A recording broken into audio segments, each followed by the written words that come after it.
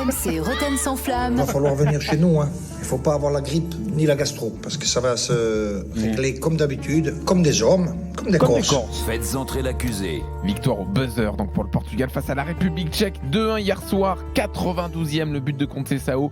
Alors que les Portugais n'y arrivaient pas à trouver la faille, ils ont peiné sur ce match. On est loin du Portugal flamboyant des mois précédents, du Portugal qui faisait rêver tout le monde par son potentiel. Et Bernardo Silva, Cristiano Ronaldo, Vitinha, Bruno Fernandes, Leao, Joao Félix. Alors le sélectionneur Roberto Martinez est accusé ce soir, lui qui vit sa première grande compétition avec le Portugal, accusé de ne pas tirer le meilleur de son effectif. Et l'accusation est menée par le procureur Jean-Michel Larquet. Bonsoir monsieur le procureur. Bonsoir messieurs. Avocat de Roberto Martinez, maître Jérôme Roten, bonsoir.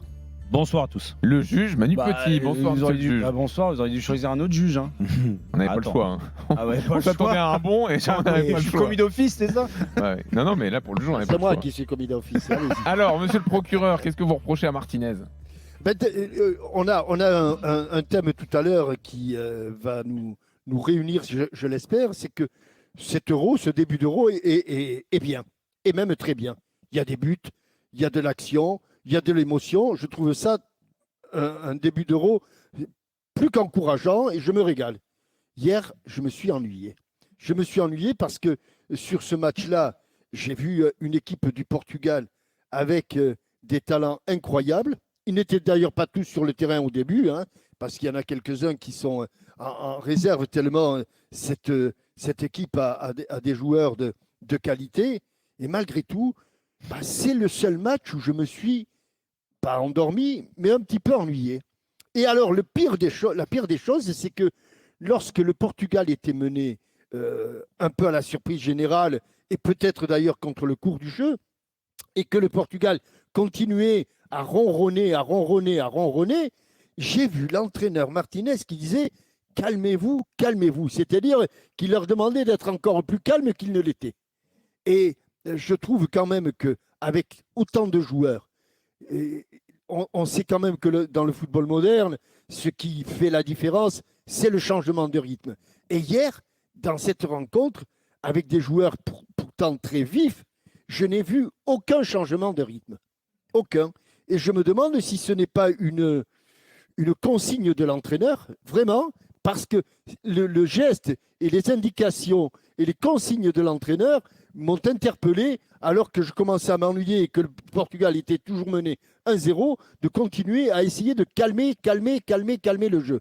Moi, je suis pour un jeu un petit peu foufou. Ils ont tout pour faire un jeu enthousiasmant, les Portugais. Et hier, alors c'est peut-être que ponctuel, mais en tout cas, hier, ils m'ont un petit peu déçu.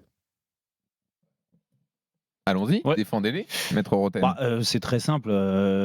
Déjà, moi, je trouve que sur le match d'hier, même s'ils gagnent à la dernière seconde, c'est totalement mérité qu'ils gagnent.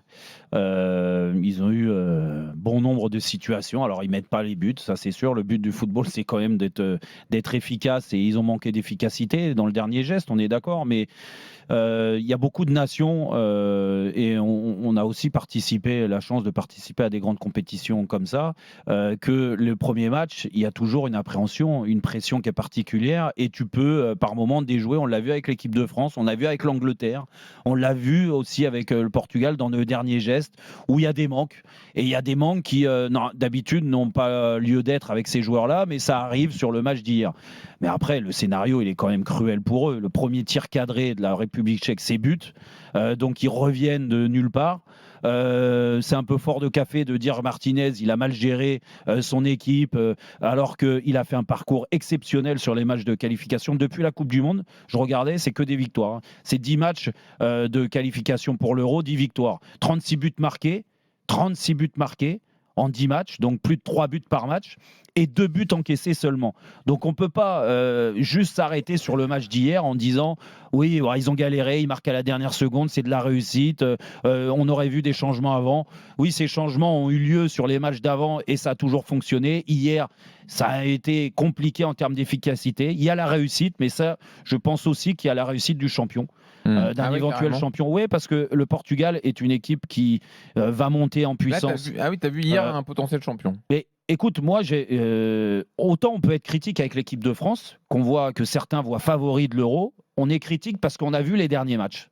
Les derniers matchs, et pas que les 2 derniers matchs. On a vu la dernière année qui était compliquée pour l'équipe de France. Les Portugais, c'est un parcours sans faute.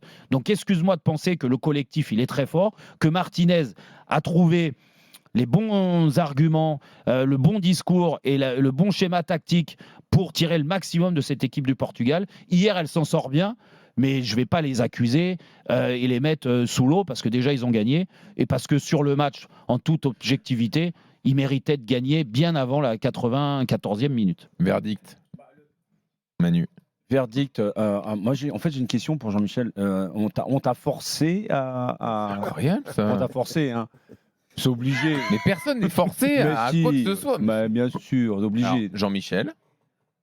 Non, attends, je tiens à ma place. Non, on ne va pas forcer. D'accord, parce que moi, sincèrement, j'ai vu une République tchèque qui a très très bien défendu en équipe, qui a donné du fil à retordre aux Portugais. Et pourtant, après, en plus d'avoir la possession de balle la majeure partie du temps dans ce match-là, techniquement, ils ont fait par intermittence des fois des combinaisons dans les petits espaces entre les lignes qui pour moi étaient juste magiques à regarder. Vous trouvez pas qu'il y avait un problème de changement de rythme, comme disait Jean-Michel? Ben, quand ils arrivaient, mais t'as vu, il y avait 2 murs, il y avait un bloc tchèque, et malgré tout, le nombre de fois ils sont rentrés dans cette surface, où ils sont créés des situations, les tentatives de Cristiano Ronaldo, la talonnade lorsqu'il donne sur Vitinha en pleine course, c'est juste magique. Enfin, c'est des jeux en triangle, c'est des doublements.